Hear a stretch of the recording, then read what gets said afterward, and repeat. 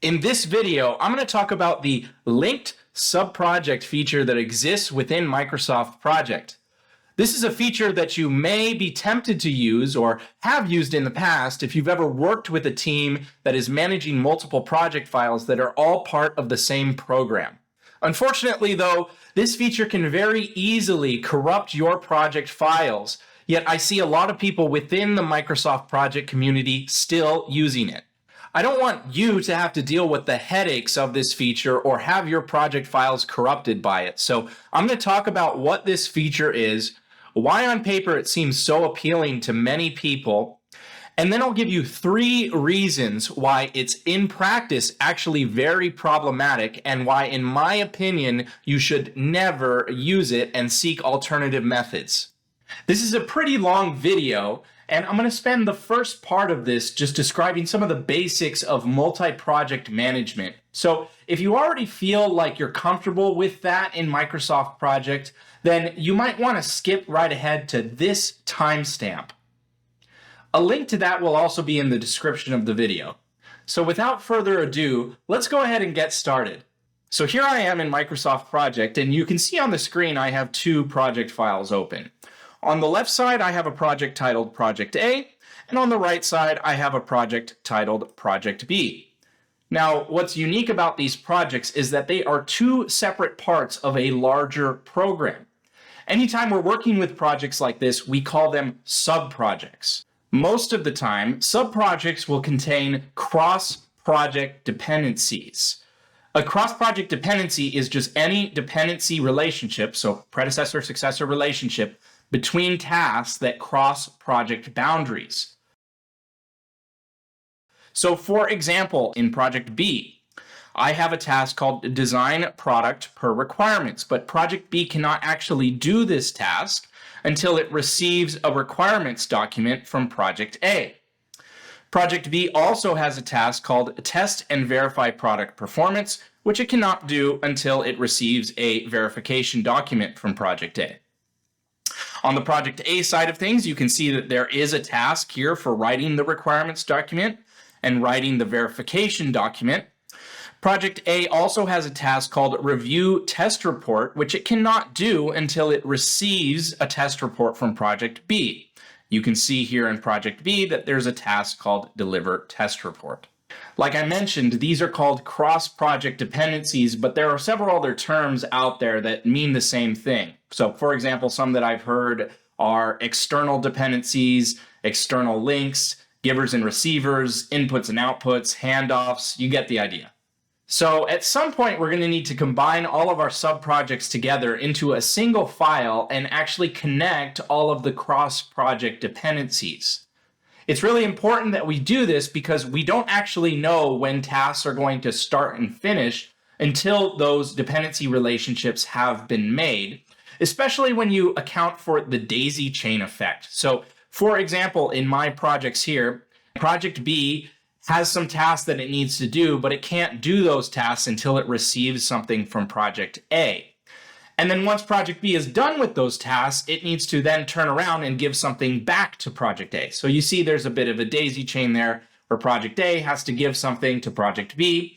Project B can then do some tasks and then give something back to Project A, and then Project A will be able to do some tasks. We call this single consolidated file with all of our subprojects and all the cross-project dependencies linked up the master project.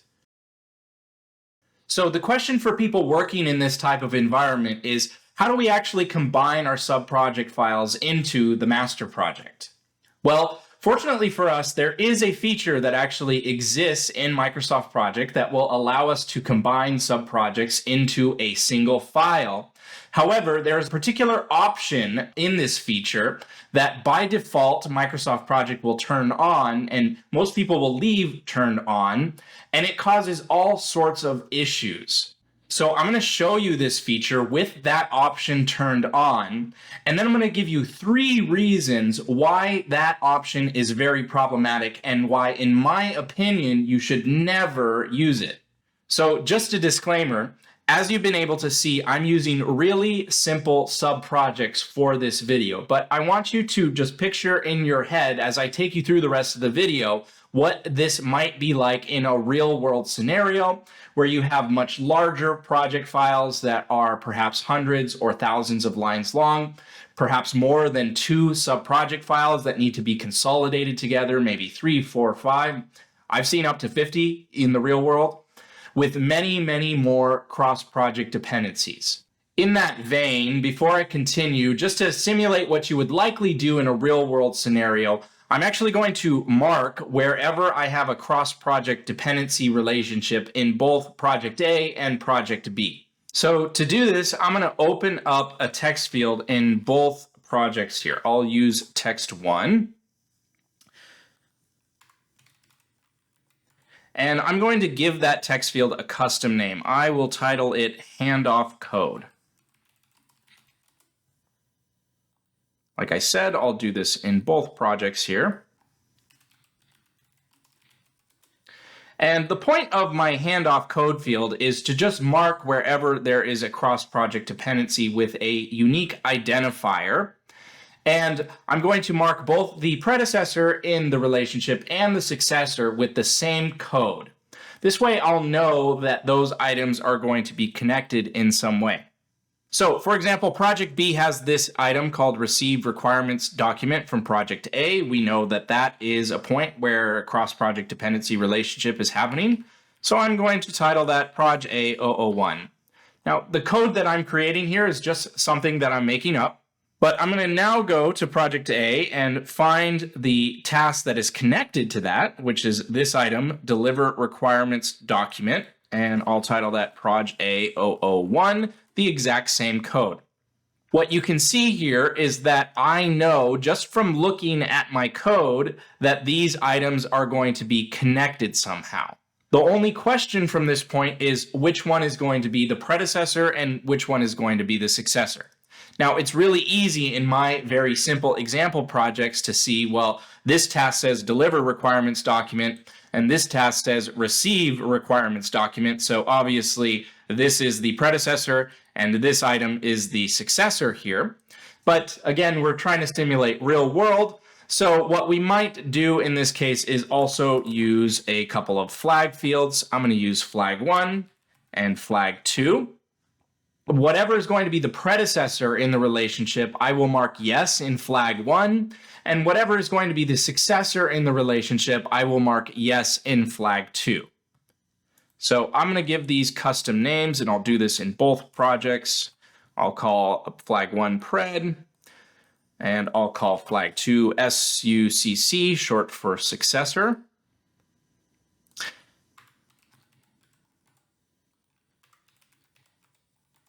I'll do the same thing on Project A here.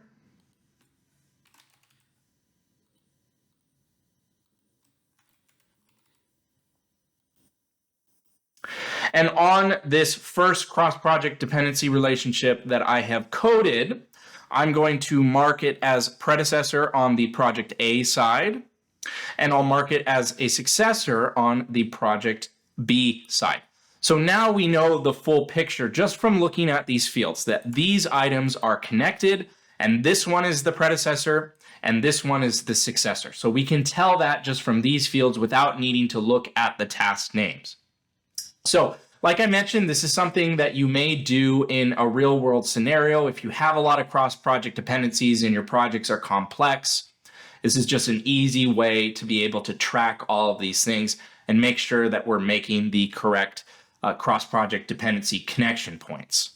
So let me code all of my other cross-project dependencies now. Bear with me while I do this.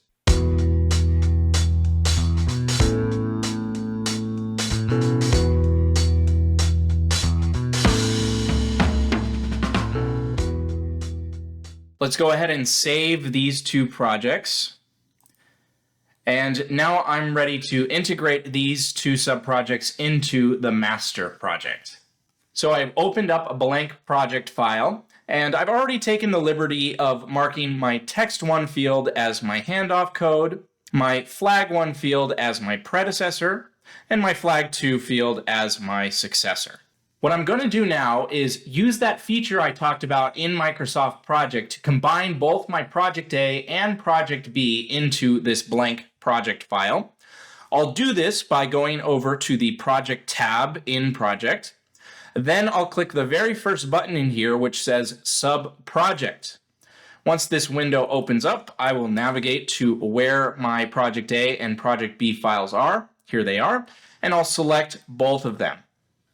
Now, what I really want you to pay attention to right now is this option right down here that says Link to Project. Do you see how by default Microsoft Project had that checked for me? Most people, when they are doing this, will leave this option turned on. But this is the option that causes all of the problems that I'm going to talk about in just a second. So I'm going to leave that option turned on, and then I'm going to click this button that says Insert. You'll see right away Project A and Project B have been inserted into this project. If you notice over here in the Indicators column, there is a Microsoft Project icon, and when I hover over that, it says this project was inserted read-write from the location of the file. I'm going to grab Project A and just move it right above Project B, and then I'm going to expand both of these projects.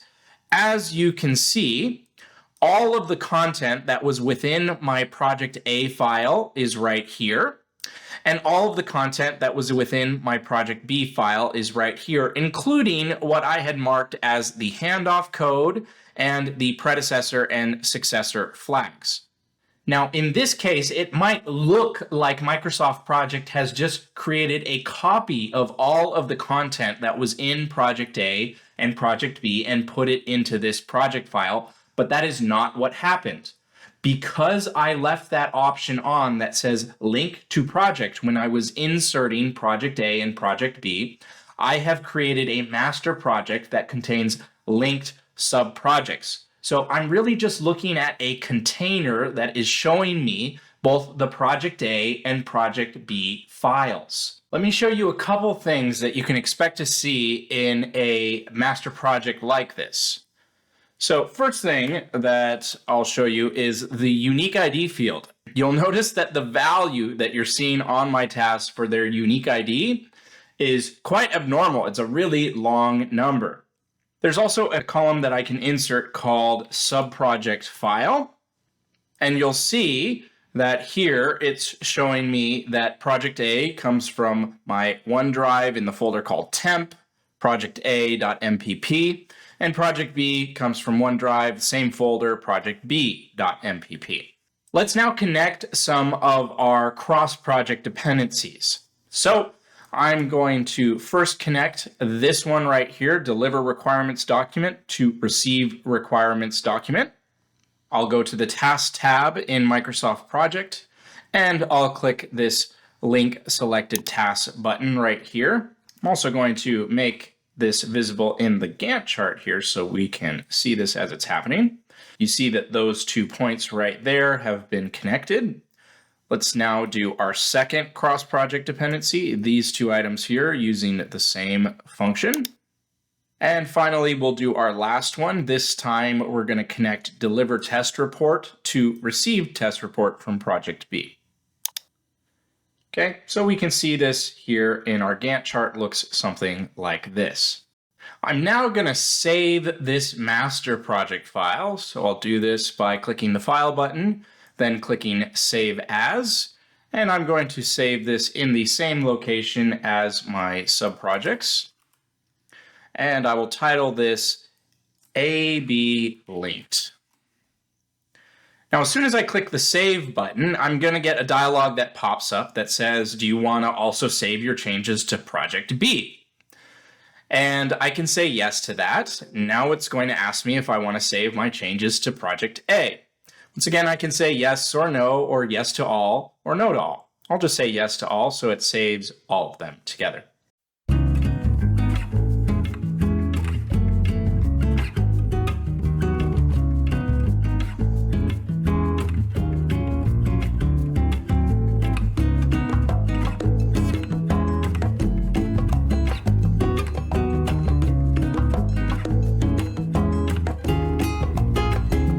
All right, so now it's all done saving my project files, and I'm going to go ahead and close this out. Now, the big appeal of creating a master project where you leave that link to project option checked when you're inserting your subprojects, or the way that it's described to people, is that whenever you make changes in the master project, those changes will automatically be reflected in the subprojects and vice versa. So if I open up project A, you'll see that I have these weird sort of gray tasks here.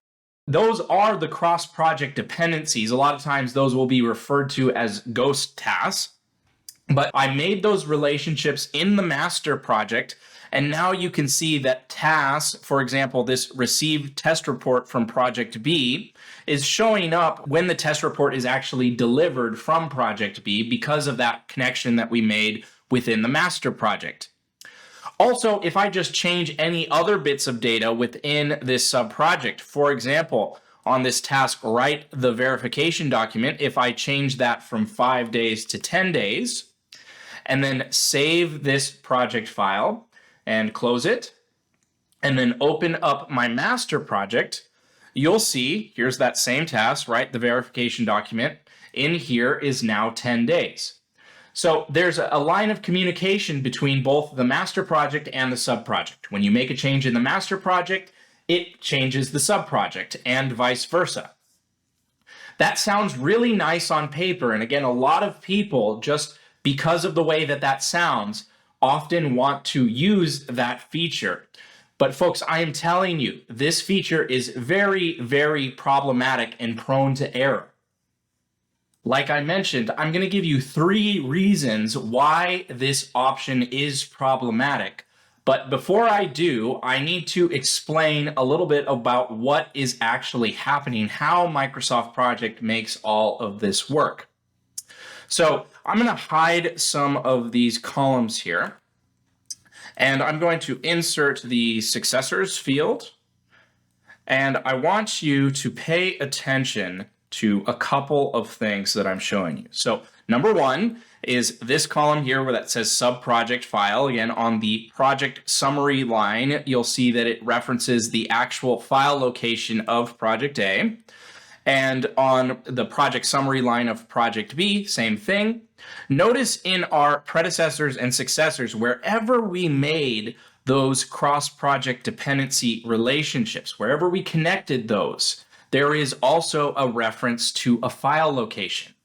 It's important that we actually understand the technology that's enabling all of this to work that Microsoft Project is using, because that's really going to be key to understanding the issues that can come up from this. Microsoft Project uses a technology called OLE, that stands for Object Linking and Embedding, whenever you insert subproject files into a master project and leave that link to project option checked, as well as whenever you create a cross-project dependency relationship within one of those master projects that contains those linked subprojects. It's actually likely that you may have used OLE technology before. If you've ever taken, say, a chart or table in Microsoft Excel and pasted that into PowerPoint or Word, you are using OLE technology. There are a couple things that I want you to know about OLE. The first thing is that OLE is a very old technology. It was built back in the late 1980s, early 1990s. I mean, we're talking pre-Windows 95 here. The second thing that you should know is that OLE relies on static file paths on your computer. What do I mean by that?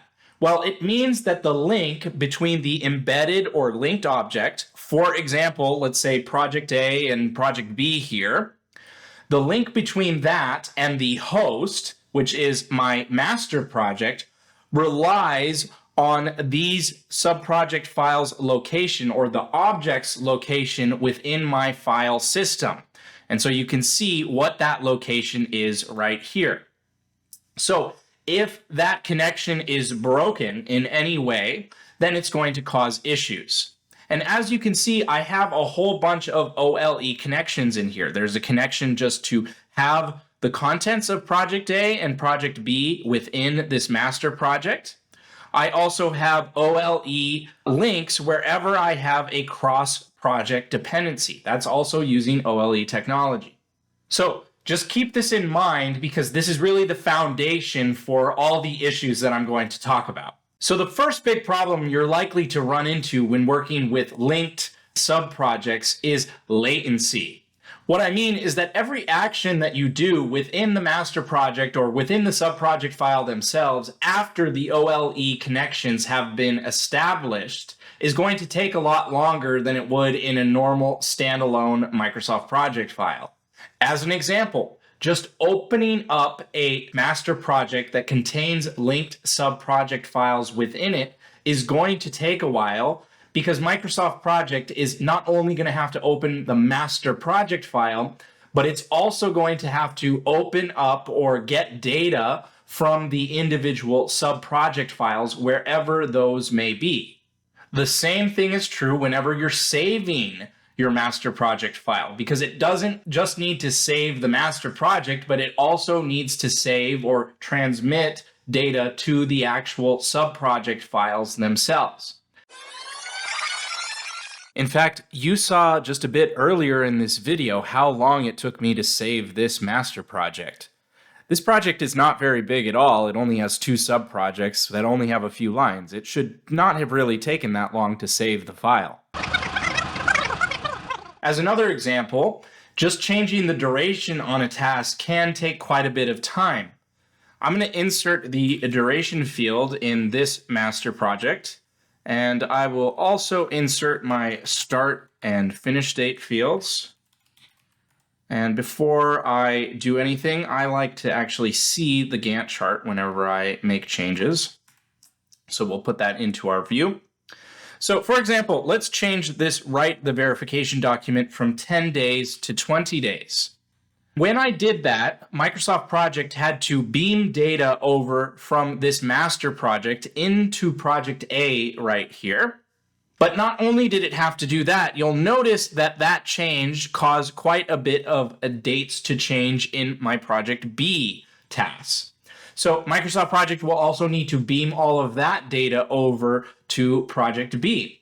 And so this can compound if you have a lot of those cross-project dependencies, because one duration change can cause a big ripple effect through many different parts of your master project and in many of the sub-project files themselves.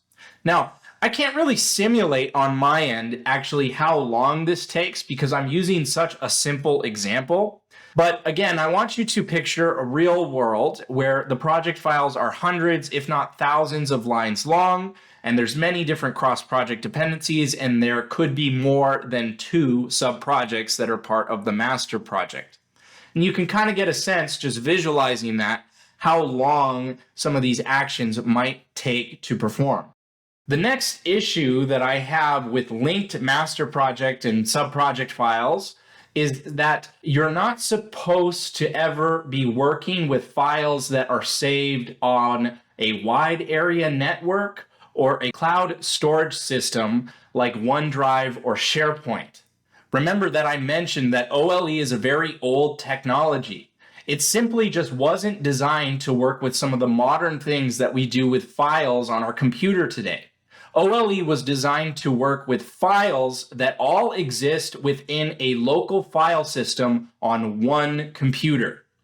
Now, just picture for a moment a real-world environment where you have multiple sub-projects that are linked into a big master project. When you're doing this, it probably means that you have different teams that are working on each one of the different sub-projects. So right away, we have multiple computers, and we are probably saving those project files in a location that everyone can access. So we're probably using some kind of wide area network, or we're using some kind of cloud storage system like OneDrive or SharePoint, and OLE simply just was not designed to work with that. If you recall, in my master project right here, if I reinsert that sub-project file field, you'll see that I actually inserted these project files from a OneDrive location. I am not supposed to do this. Like I mentioned, OLE requires static file paths in order to work correctly. And when you're using a wide area network or something like OneDrive, SharePoint, the file locations or the file URLs are what we call dynamic URLs. That means that the URL of a particular file like Project A or Project B on my computer looks like this, D OneDrive temp Project A, but on another person's computer, it might actually be completely different. In other words, the URL that's used to reference a particular file may be different from one computer to the next. This will cause anyone who opens up the master project or the subproject files where on their computer the URL to those files is different, it will cause those OLE links to break. A lot of teams believe that using Microsoft Project Server or Project Online is going to alleviate some of these issues because you'll have a dedicated server or cloud service just for your organization's Microsoft project files. But in actuality, it only makes the problem worse. Again, we're working with OLE links here, and Project Server and Project Online house the Microsoft project files for your organization on a SharePoint site. So you're really accessing those files from SharePoint. The third, and in my opinion, biggest issue when working with a master project that contains linked subprojects is that once the OLE links have been established, you are not supposed to ever move, rename, overwrite, or create a copy of the project files that make up those links. Losing the ability to rename or move or create a copy of a subproject file really is a big deal. And while it may seem easy to avoid that, in a real-world scenario, it's so easy just to mess this up. In fact, let's see how easily I can mess this master project and its subproject files up just by doing some of these things that people will do all the time in this kind of environment. So the first thing that I'm going to do is just save this master project file, and then I'm going to close it. Now, in this location in the File Explorer, I'm going to create a new folder, and I will call it 2025 Project Files. Now what I'm going to do is I'm going to pretend that I am the person who is responsible for Project B. So I'm going to take Project B and I'm going to see this new directory and I'm going to think to myself, I think that maybe I should move my file into there. Maybe all of the project files are being migrated into that folder. So I'm going to go ahead and take my file and drop it into there. Next, I'll pretend that I'm a completely different person on my team, and I'll go and open the AB linked master project. Right away, what I notice is that within the master project, you can see that the ghost tasks from Project A are visible. Whenever we see that in the master project, we know something bad has happened because we're not supposed to actually see ghost tasks within our master project file.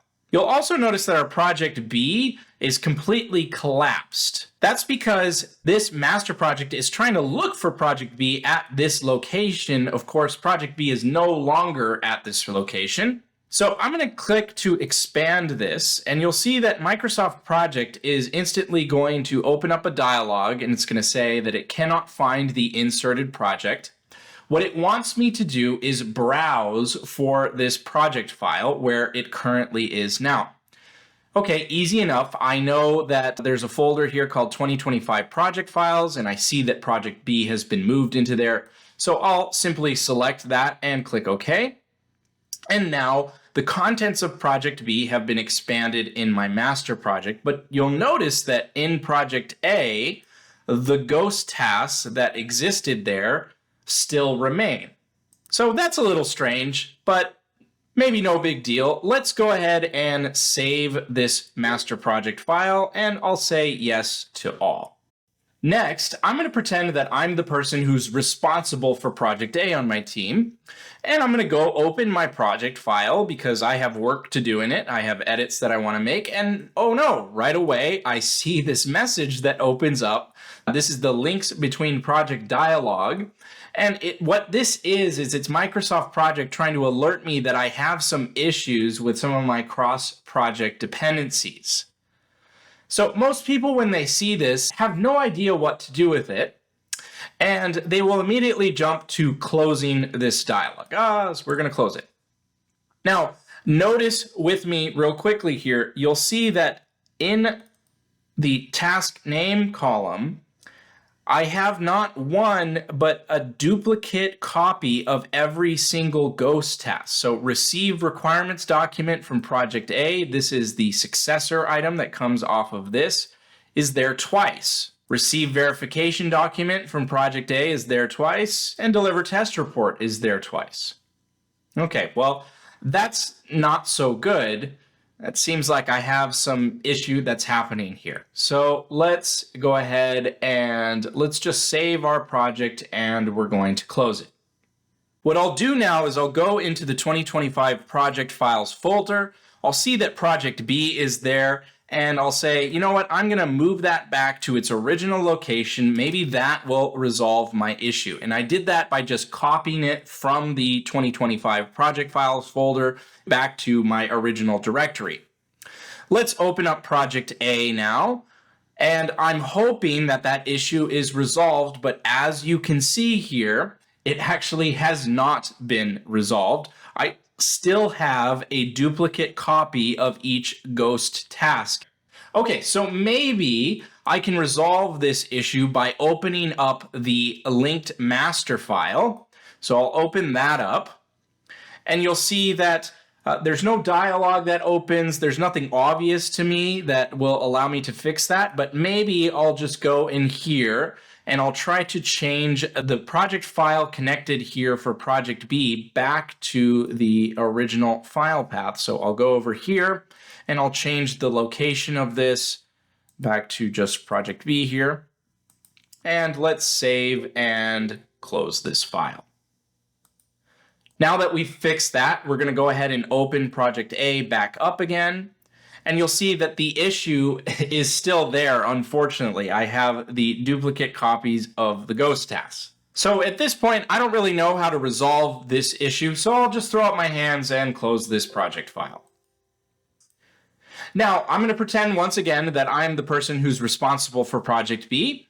And I've noticed that my project B file is once again back in the original directory, and I had moved it into the 2025 project file. So that's a little interesting. Maybe someone on my team did that. Well, either way, I'm going to open up my project B file. And just so people are aware, I'm going to create a copy of this using the save as function. And I'm going to browse to where this is here, and I will title this a Project B 2025. So I've done that. I'm going to go ahead and close this.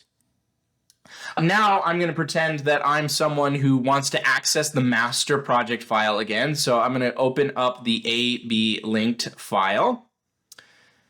And I'll notice that this is connected to Project B, but maybe I want to change that because I noticed that there was a Project B 2025 file in here. So I want to remap this to Project B 2025.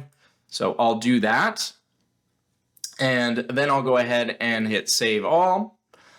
Then I'm going to close this master project. And once again, I will pretend to be the person now who's responsible for Project A. I'm going to go back into my Project A file. And now you'll see that there are 3 different copies of the same ghost task. So you're starting to see that these issues are starting to compound on one another, and nothing I'm doing is really able to resolve these issues. Now, you may be thinking to yourself, well, what's really the big deal? The only issue is that you have multiple copies of these different ghost tasks here. In fact, there is a setting in Microsoft Project that you can turn on to hide these ghost tasks, or turn off, I should say. In the advanced tab in the options form, there is an option here that says show external successors and show external predecessors. And if I turn those off, I won't actually see those anymore. However, what you really need to know is that even if you don't see them, they're still there. Notice the row number. It goes 1, 2, 3, and then 7. But there's no filter applied. Then 8, then 15, then 16. So the numbers don't really make sense. Even if they're hidden, they're still there in the background. So the point that I'm really trying to make with you here is that each time one of these issues happens, I have created instability with my OLE connections. And the more instability that exists within my project files, the more likely that the project file is actually going to become corrupt. A lot of times what I hear from teams is, well, don't worry, we're very disciplined in how we operate within our multi-project system. We never move the files. We always keep them in the same location. We don't rename them. But the thing is that a project's life cycle lasts oftentimes for many years. And the likelihood of someone making a mistake at some point, moving a file where it's not supposed to be, renaming it, creating a copy, overwriting it, is actually highly likely. And as soon as that starts to happen, you're going to create those issues with those OLE links. And sometimes there's no way to actually resolve those. And those issues just start to compound and compound. The snowball gets rolling and it gets bigger and bigger and bigger with all of these OLE issues that are created as the project progresses through time. Not to mention, I'm not even dealing with things like shared resource pools. I'm not doing anything with resources in these files. And you see, it's still very easy for me to create instability in the files. So as promised, there are 3 big reasons why the linked subproject feature in Microsoft Project is very problematic. But don't just take my word for it. Let's hear from a couple of Microsoft Project experts. First, let's hear from Mr. Rod Gill, a Microsoft Project MVP and the author of this book right here on Microsoft Project VBA programming. I believe this is the only book that has ever been written about that particular topic. So a very knowledgeable guy with Microsoft Project. Here's a response to a question about linked subproject files that Mr. Rod Gill was able to answer. And I want you to pay attention to this part right here. It says, warning, linked files are very susceptible to file corruption. If you ever rename, move, overwrite, or save the files on a wide area network, you roll the file corruption dice. It's a matter of when, not if, one or more files corrupt. Explore using unlinked master files instead. So we've heard Rod Gill's opinion on the matter, and I just want to reiterate, he is a super expert with Microsoft Project. So much so that Microsoft designated him with this award called Most Valuable Professional, specifically for Project.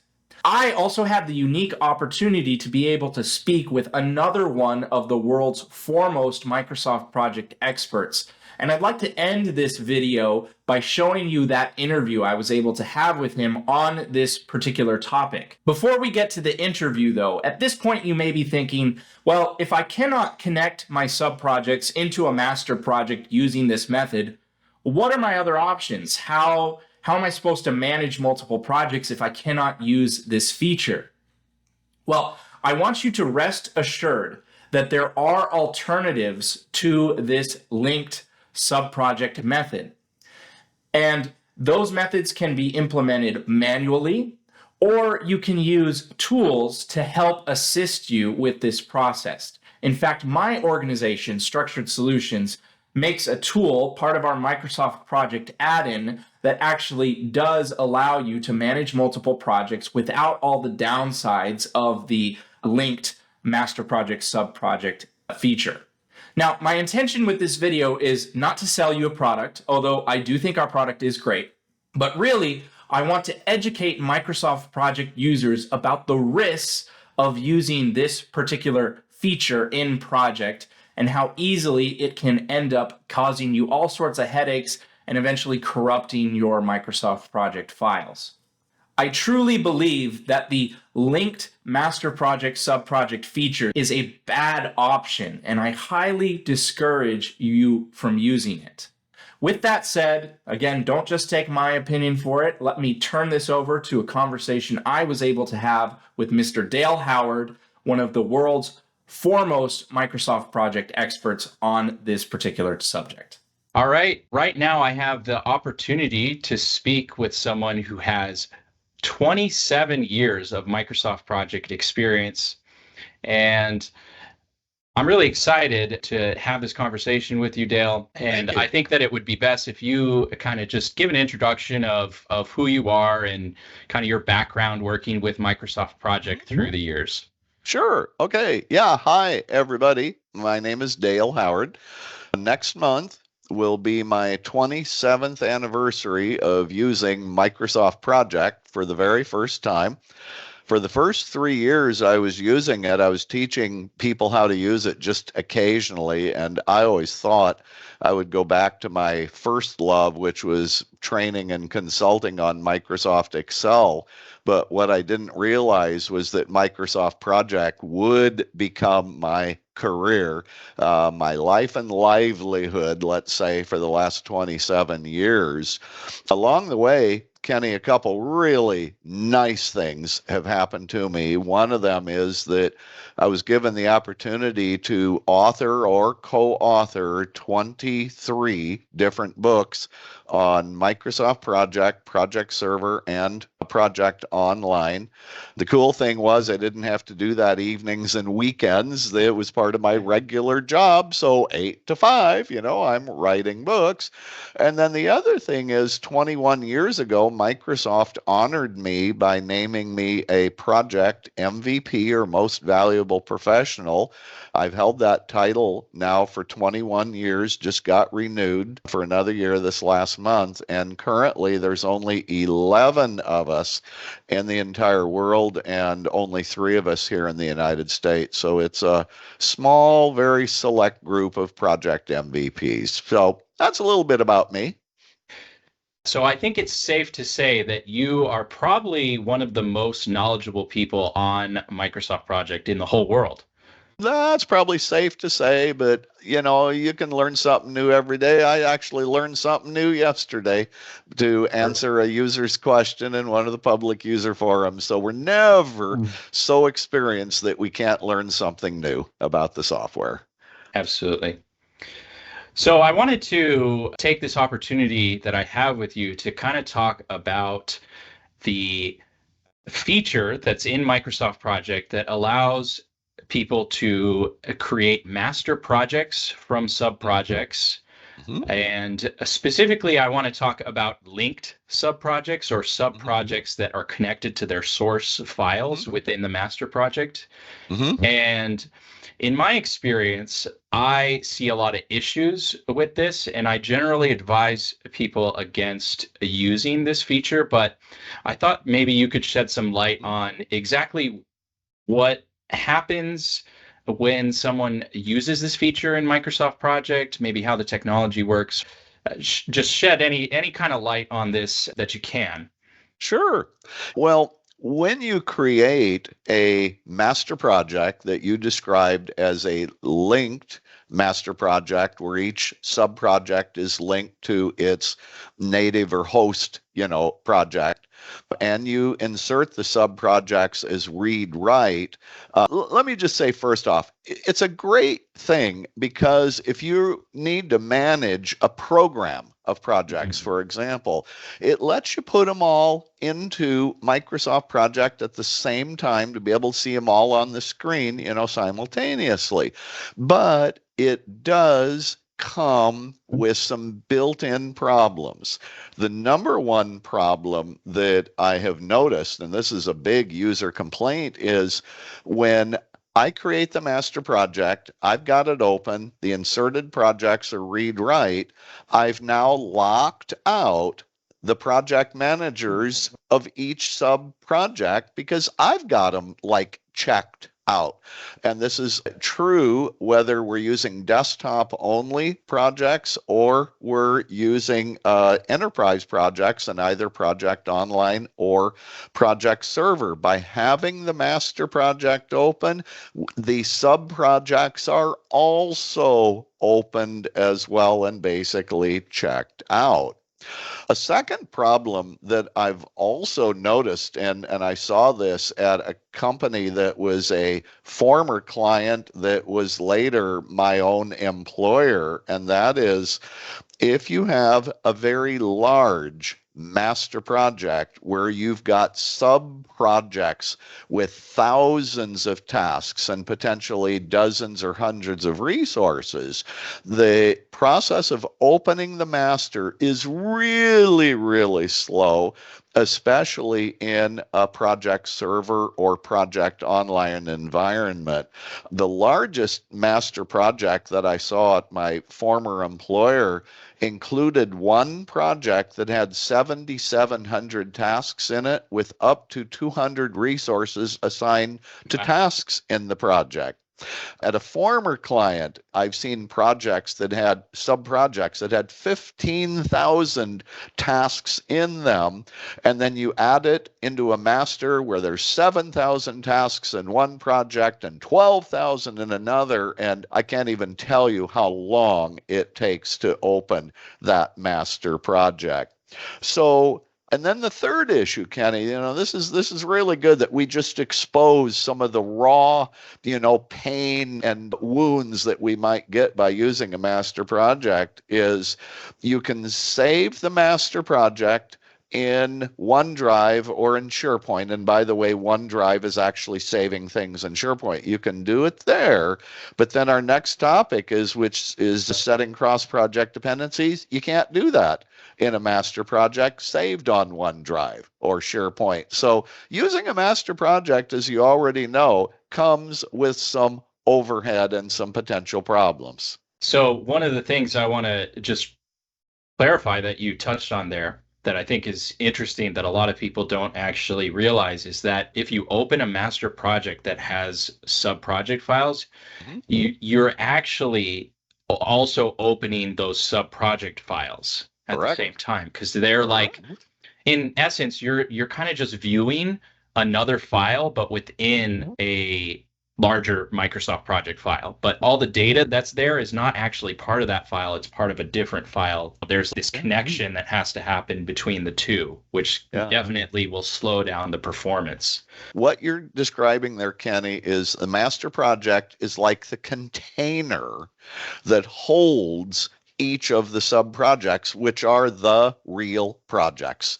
So you open the master, you open the container, and you're getting those real projects that are the sub-projects opened as well.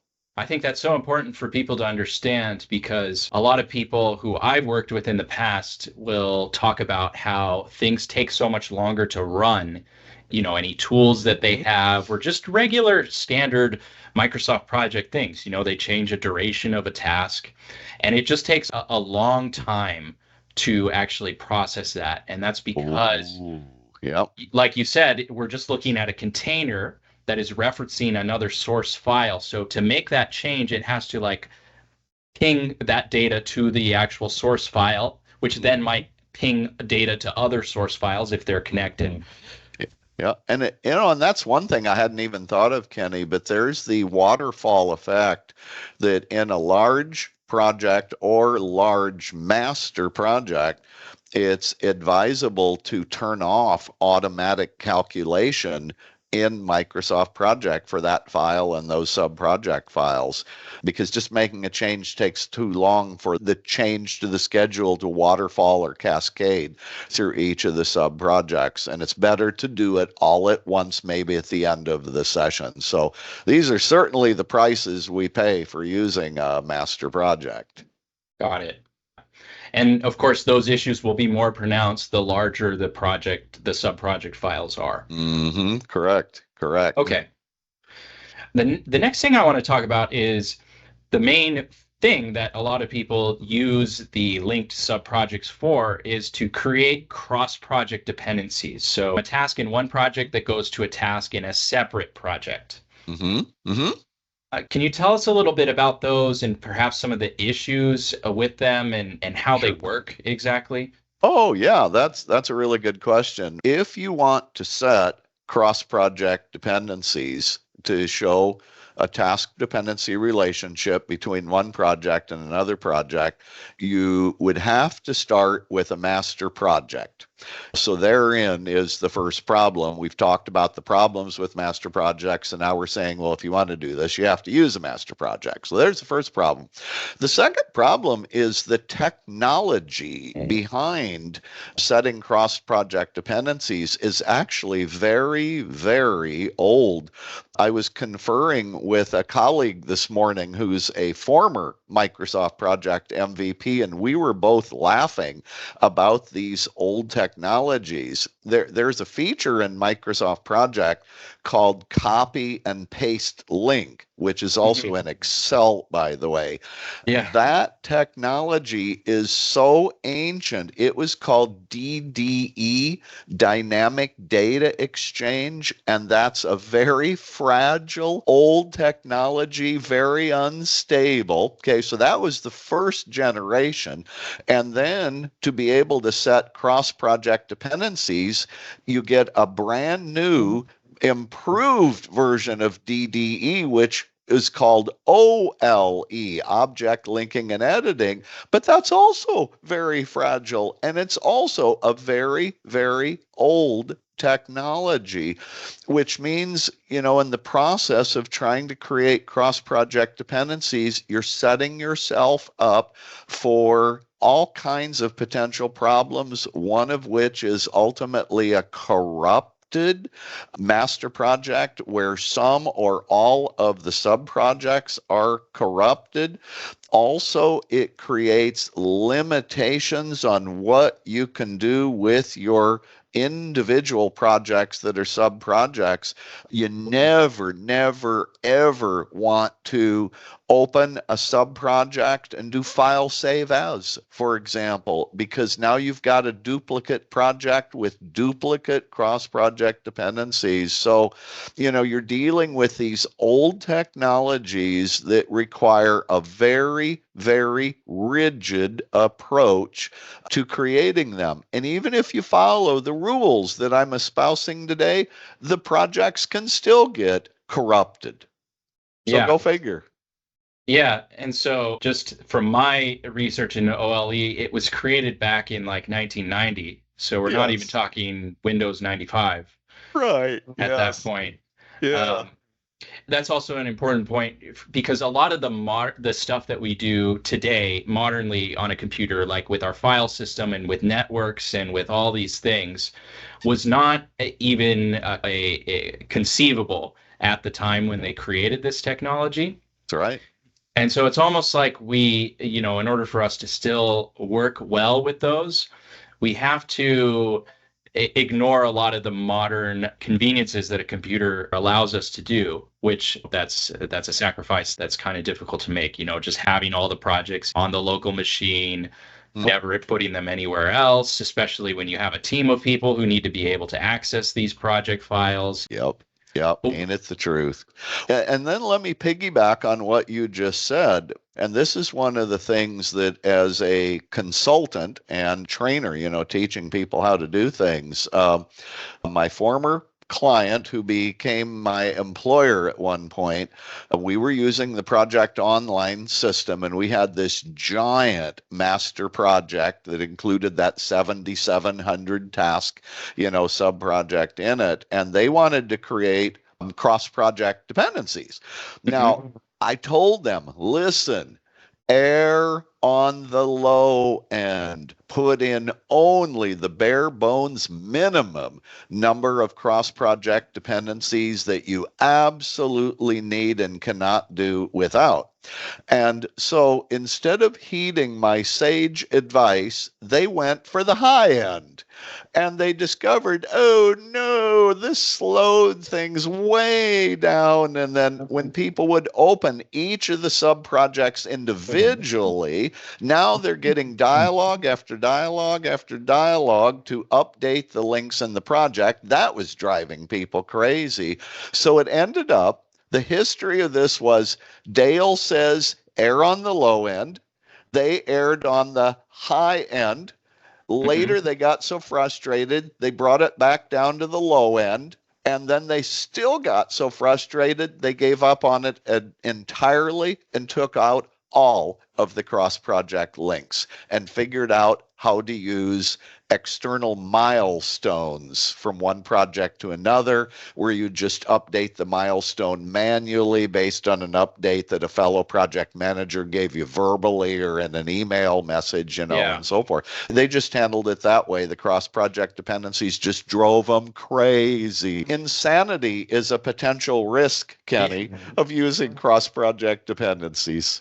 So a couple things that you said in there that I want to touch on. So the more cross-project dependencies that you create, the more unstable the project file becomes. And also, it sounded like that's going to have performance impacts like we talked about before, where the more cross-project dependencies you have, the slower things are going to go in project. And that's not just in the master project, but also the sub-project files as well. Yes, absolutely right. And and one of the issues that drove these project managers crazy is a dialogue called the links between projects dialogue, which every time you have a driving task in one sub-project whose schedule changes, and then that will change one or more tasks in a successor project, you get the links between projects dialog, which tells you all of the changes in the driving project. And then you got to figure out, how is this going to impact the successor project? And it was just driving people crazy. I'm telling you, I can't emphasize how frustrating that was for people. Yeah, absolutely. And I've definitely seen similar things. So you also brought up your own personal experience there working with a customer. And like you said at the beginning, you have been using Microsoft Project for 27 years. So I imagine you've seen a lot of people who have tried this method. And can you just tell me, have you ever seen a very smooth process for anyone who's used it? No, not really. Ultimately, they'll follow the path I just described with my former employer, going on the high side, then bringing down to the low side, and then finally giving up. I was going to tell you, in the realm of clients, about a month ago, I was meeting with a client looking at a master project where this master project was totally misbehaving, where features in Microsoft Project that are supposed to work one way were working the exact opposite way. And as I studied this with the client, more and more it became apparent that because of a preponderance of cross-project dependencies, that ultimately one or more of the sub-projects had become corrupted. And a corrupted project is a project that doesn't behave right, that doesn't work right anymore. And that probably is the greatest danger of all. So for that particular client, it's time to scrub the cross-project dependencies out of that master project, save each of the sub-projects as an XML file, to try to restore the functionality, and then find some other method, for handling the cross-project dependency relationship. So, yeah, I saw it was a badly corrupted master project, let's just say. Yeah, I've seen corruption issues happen just with projects that don't use this kind of environment. So I definitely know that working in this increases the likelihood of the project files becoming corrupted, especially across time. Definitely. So that's one of the things that I really want to warn people about, is even if you are very, very diligent with how you handle it, just a mistake that someone makes that they may not catch across time could cause ripple effects, and there could be other mistakes that get made, and then eventually the project files just don't work the way that they're supposed to work. Yep, that's true. And the master project is dead on arrival. So I have just maybe two more things that I wanted to get your thoughts on. So sure. A lot of times when I am talking with people about this method, they will believe that these issues will not apply if they're working with Project Server or Project Online. So if they're building a master project And you kind of alluded to this earlier that still there's performance issues and all these things. But can you tell me, are any of these issues alleviated at all? Any of the things that we've talked about so far, if you're working in a project server or project online environment? Yeah, none of the issues are alleviated by using an enterprise tool. If anything, they're magnified. And the consequences of a corrupted enterprise project are actually worse than a corrupted desktop project. My former employer was working in a project server environment. And, basically that's where they saw this tremendous slowdown in opening the master project, each of the sub-projects, et cetera, et cetera. So no, there's no salvation, let's just say, in going to Microsoft's enterprise tools, Project Online or Project Server. Absolutely. Okay. Well, thank you. And then one more thing. You mentioned kind of this process that the client that you were working with in the past kind of went to, where they basically just identified their handoff points and maybe marked those in the schedule, but didn't create the actual OLE cross-project dependency. And they would just synchronize the dates with how they would be if everything was actually synchronized up in the master project or they were doing an email system. Is that would you say that that's your recommendation for working in this kind of environment? Is there any circumstance that you'd say that doing a linked master project would be better than that alternative? No, I think my advice would be to steer clear of a linked master project with cross-project dependencies. I think just a better approach would be one, external milestones that represent a handoff from one project to another that are updated manually by the project manager on the receiving end. An even better solution would be if somebody created a software tool where we could list. Now, this sounds like a shameless plug, Kenny, for what you folks offer, but the truth is it would be nice if there was a software tool that would do this to remove the manual updating need between the project managers. I absolutely agree. And I think that some of the stuff that our tools can do can absolutely help people in that department. Hopefully this conversation can help people see how that might, even though it does require a little bit more upfront work, how that might be a better alternative. Sure. Yep. I'd agree with that. Okay. Well, I think that's all the questions that I had about that, Dale. So I want to thank you so much for your time. Really appreciate it. It's always exciting when I can talk with an expert and just geek out about something that I love, which is Microsoft Project. There's not many of us in the world who can just geek out about this kind of stuff. So really appreciate it. Yeah. Well, I appreciate you having me on, and thanks for letting me spout off on this particular subject. Yeah, absolutely. All right. Talk to you soon, yeah. All right. Bye, everybody. Hey, thanks so much for watching our YouTube video. If you enjoyed it, be sure to hit that like button, and if you want to see more from our channel, hit subscribe and that notification bell. If you want to learn more about structured solutions, you can visit us online at ssitools.com. We look forward to seeing you there.